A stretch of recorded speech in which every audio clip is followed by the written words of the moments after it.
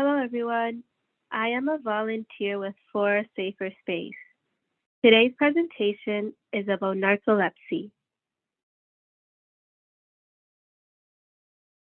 I would like to begin this presentation with land acknowledgement, and this is for Toronto, where the Dish with One Spoon territory is located, as well as Toronto Metropolitan University. The Dish with One Spoon is a treaty between the Anishinaabe, Mississaugas, and Haudenosaunee that bound them to share the territory and protect the land.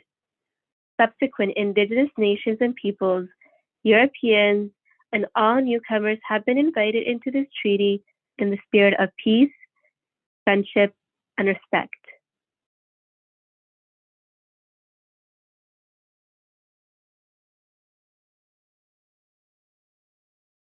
Today's agenda will include an introduction about narcolepsy, the symptoms, risk factors, treatment, and lastly, the conclusion.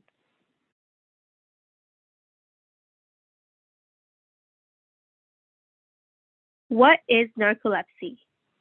Narcolepsy is a neurological disorder in which your brain cannot control your ability to sleep or stay awake. Along with other symptoms, people with this condition frequently fall asleep at any given time, even if they are in the middle of an activity, such as driving, eating, or talking. Many people who have narcolepsy have irregular and interrupted sleep, which can include waking up frequently during the night.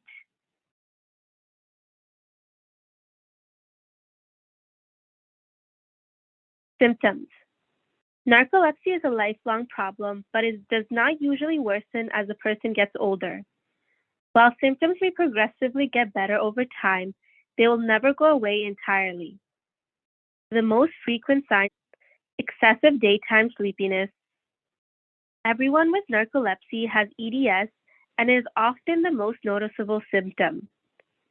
EDS is distinguished by persistent sleepiness, regardless of how much sleep a person gets at night. Cataplexy. This sudden loss of muscle tone while a person is awake leads to weakness and a loss of voluntary muscle control. Strong sudden emotions like laughter, fear, anger, stress, excitement are frequently is what sets it off. Sleep paralysis.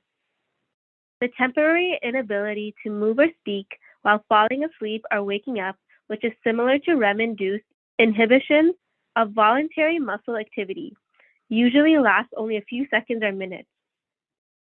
Hallucinations.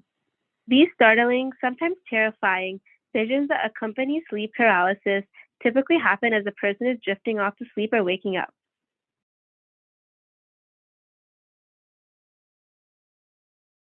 Additional symptoms include fragmented sleep and insomnia. They have difficulties falling asleep during the night. Sleep may be disrupted by insomnia, vivid dreaming, sleep apnea, acting ill while dreaming, and periodic leg movements. Automatic behaviors. They experience brief, transient sleep episodes that last no longer than a few seconds at a time. When a person is engaged in an activity, such as talking or eating, they fall asleep and automatically continue the activity for a short while without the person being aware of it.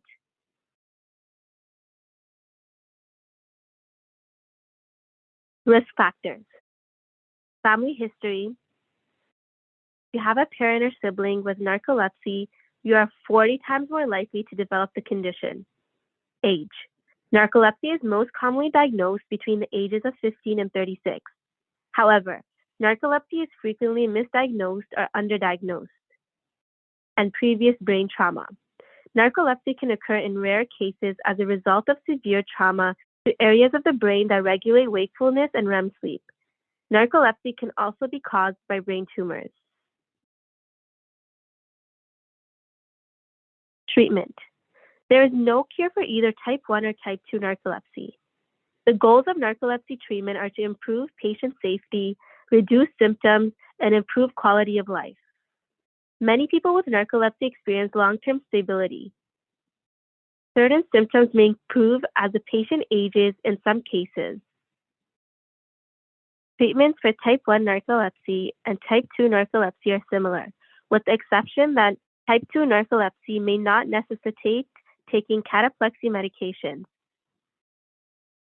While not completely eliminating symptoms, a medical and behavioral approach combination can significantly reduce symptoms.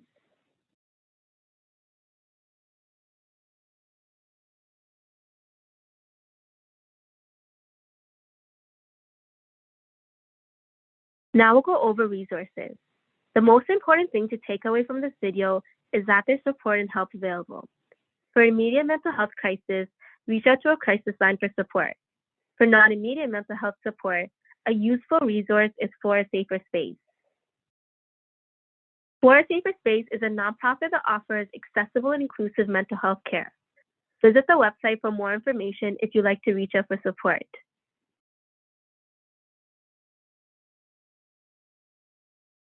That concludes the presentation on narcolepsy.